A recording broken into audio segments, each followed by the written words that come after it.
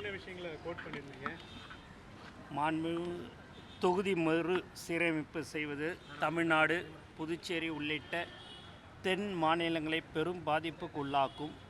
இது ஒன்றிய அரசின் மக்கள் தொகைக்கு கட்டுப்பாட்டு திட்டத்தை கடைப்பிடித்ததற்கான தண்டனையே அன்றி வேறு இல்லை.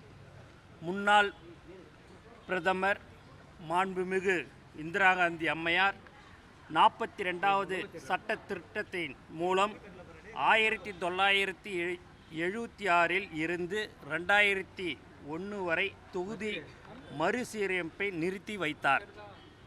அதேபோல 84வது சட்ட திருத்தத்தின் மூலம் முன்னாள் பிரதமர் மாண்புமிகு வாஜ்பாய் அவர்கள் 2001 இருந்து 2026 வரை மேலும் 25 ஆண்டுகளுக்கு இந்த மறுசீரமைப்பை நிறுத்தி வைத்தார்.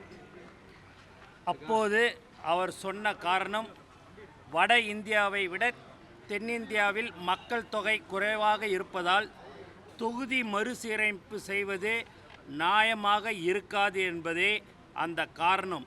இப்போதும் அப்படியே தான் இருக்கிறது. எனவே தொகுதி மறுசீரமைப்பு தேவையற்றது. இப்போது இருக்கும் 543 என்ற எண்ணிக்கையை தொடர வேண்டும் என்பதே தமிழக வெற்றி கழகத்தின் நிலைப்பாடாகும். ஓகே தலைவர் விஜய் அவர்கள் என்ன சொல்லி அனுப்பிச்சிருந்தாரு இந்த அனைத்து கட்சி கூட்டத்துக்கு போறப்ப? அதுதான் காலையில் அதுக்கு உண்டான இதை உங்களுக்கு அறிக்கையாக கொடுத்துருக்கின்றாரு. அதோடைய அடிப்படையில் தான் தலைவர் அவருடைய அறிவுறுத்தலின்படி அவர் சொன்னதை நாங்கள் போய் சுருக்கமாக போய் இந்த இடத்துல நம்ம மீட்டிங் உங்களுடைய கருத்து எடுத்து வச்சதுக்கு அங்கே தமிழ்நாடு அரசு செயலர் என்ன சொல்லியிருந்தாங்க? ஆமாம், எல்லாருமே அனைத்து கட்சியுமே வந்து சொல்லியிருக்குதுன்னு இருக்குதுக்கு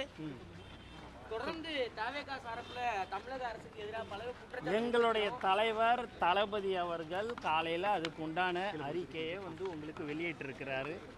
அதன் அடிப்படையில் தான் இந்த கூட்டத்தில் நான் பேசியிருக்கிறோம். தலைவர் என்ன சொல்லியிருக்கிறார் என்பதை உங்களுக்கு அந்த அறிக்கையிலேயே நீங்கள் தெளிவாக பார்த்துக்கலாம் என்பது இந்த நேரத்தில் தெரிவிச்சு. தமிழக அரசுக்கு முழு ஆதரவு இந்த விவகாரத்தில் ஏங்க நாங்கள்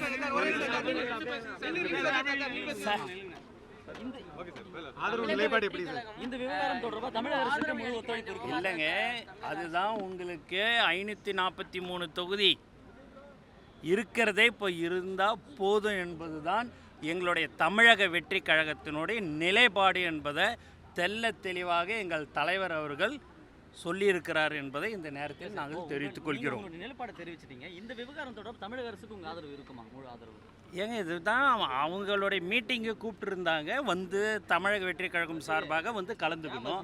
எங்களுடைய கருத்தை நாங்கள் பதிவு பண்ணிட்டோம் என்பது இந்த நேரத்தில் தெரிவிச்சுக்கிறோம். தமிழக வெற்றி கழகம் சார்பாக ஒன்றிய அரசுக்கு கடிதம் எழுத வாய்ப்பு இருக்கா? தலைவர் விஜய் அவர்கள் எழுதுவாரா இந்த நிலைப்பாடு குறித்து? கண்டிப்பாக அது எங்கள் தலைவர் அவர்கள் முடிவு பண்ணுவார்.